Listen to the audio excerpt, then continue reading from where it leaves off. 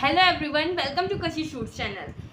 12 मई 2026 को एनटीए ने paper leak होने की वजह से अनाउंसमेंट की थी कि 3 मई 2026 को जिन भी स्टूडेंट ने रजिस्ट्रेशन किया था उन सभी की फी रिफंड विंडो ओपन की जाएगी।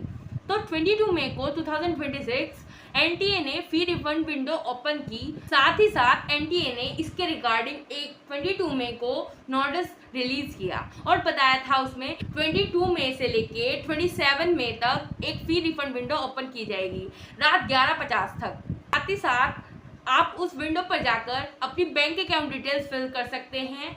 उस पर आप जाकर अपनी जितनी भी बैंक की डिटेल्स एक्सचेंज करनी है जिस भी स्टूडेंट्स को वह फिल कर सकते हैं।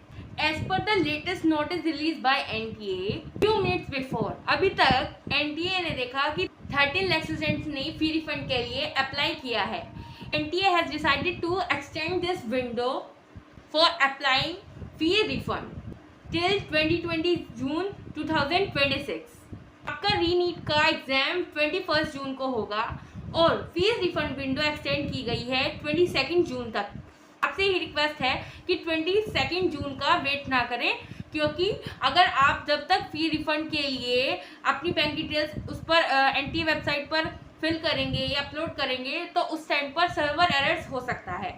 तो उससे 2 या 3 दिन पहले ही आप अपनी बैंक अकाउंट डिटेल्स एनटीए की वेबसाइट पर जाकर फिल कर दें। तो जो भी स्टूडेंट्स एनटीए की वेबसाइट पर जाकर रजिस्ट्रेशन नहीं कर पा रहे थे, अपनी बैंक अकाउंट डिटेल्स फिल नहीं कर पा रहे थे, उन सभी के लिए एक बिग रिलीज है कि वो अपनी 22 जून तक अपनी बैंक अकाउंट डिटेल्स एनटीए की वेबसाइट पर जाकर फिल कर सकते हैं। कैसे बैंक अकाउंट डिटेल्स अपनी प्रोवाइड करनी है एनटीए की वेबसाइट पर जाकर, इसके लिए भी एनटीए ने एक नोटिस रिलीज किया है। सबसे पहले एनटीए की वेबसाइट पर जाकर लॉगिन करना है, फिर देन के बाद आप लॉगिन करेंगे। लॉगिन करने के बाद आपको बैंक रिफंड के लिए एक ऑप्शन दिखेगा, उस ऑप्शन पर क्लिक करना है। उसके बाद आपको बैंक अकाउंट डिटेल्स फिल करनी है जो कि इसमें दिखाई गई हैं। बैंक अकाउंट डिटेल्स कौन कौन सी फिल करनी है? बैंक अकाउंट डिटेल्स में फर्स्टली आपको बैंक अकाउंट बताना है कि किसके नाम बैंक अकाउंट है, फिर उसके बाद उसमें बैंक अकाउंट नंबर डालना है, बैंक अकाउंट आईएफएससी कोड डालना है और बैंक कौन सा है आपको बैंक का नाम भी डालना है।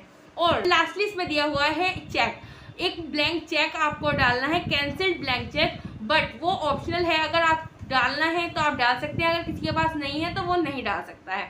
तो उसमें कोई कंपलसरी नहीं है, बट वो जो ऊपर दी हुई डिटेल्स हैं वो सभी फिल करनी कंपलसरी हैं।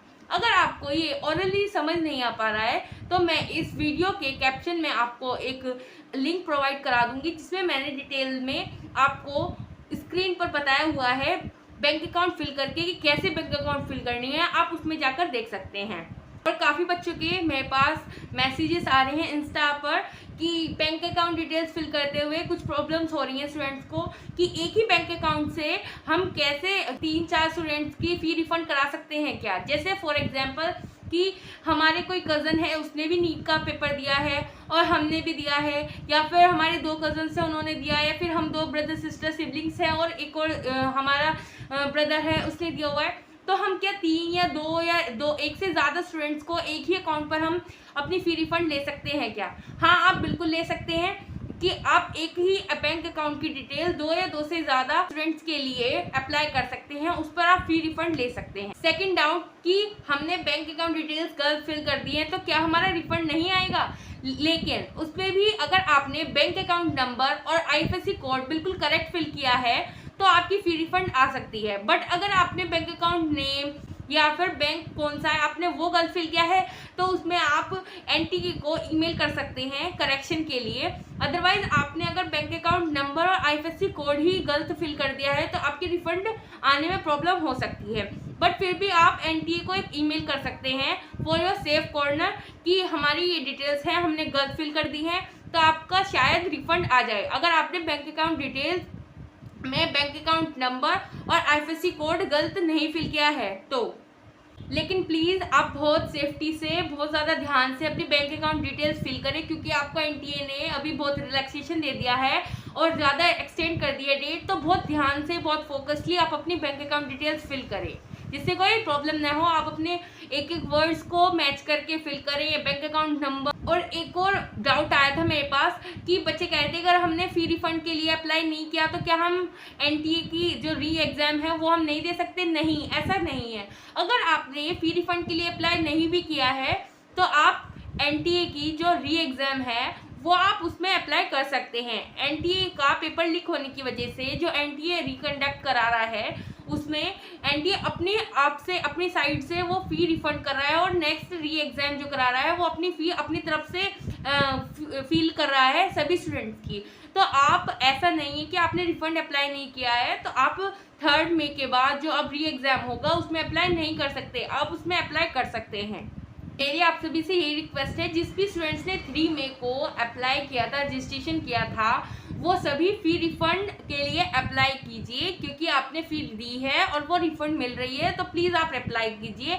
और एक और डाउट आया था, 4 डाउट, जो स्टूडेंट्स बोल रहे थे कि 3 मई को अप्लाई किया है वही अप्लाई कर सकते हैं क्या रीनीट के लिए? बिल्कुल हाँ, कि जिन भी स्टूडेंट्स ने 3 मई को अप्लाई किया था वही अप्लाई कर सकते हैं रीनीट के लिए, अदर स्टूडेंट्स अप्लाई नहीं कर सकते रीनीट के लिए। 5th डाउट, 3 मई को जिस भी स्टूडेंट्स ने रजिस्ट्रेशन किया था, अगर उसने एग्ज़ाम नहीं दिया 3 मई को, तो वो क्या रीनीट एग्ज़ाम दे सकता है? हाँ, बिल्कुल दे सकता है। अगर 3 मई को आपने रजिस्ट्रेशन सक्सेसफुली कंप्लीट किया है और आपने एग्ज़ाम नहीं दिया, आप एग्ज़ाम सेंटर नहीं एग्ज़ाम देने गए थे 3 मई को, तो आप री एग्ज़ाम के लिए अप्लाई कर सकते हैं और आप फी रिफ़ंड के लिए भी अप्लाई कर सकते हैं।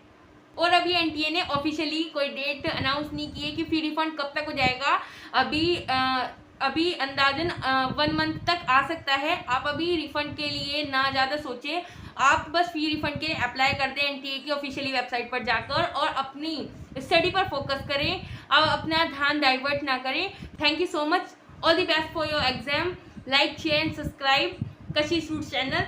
अगर आपको कोई भी डाउट आता है तो प्लीज़ आप कमेंट सेक्शन में कमेंट कीजिए।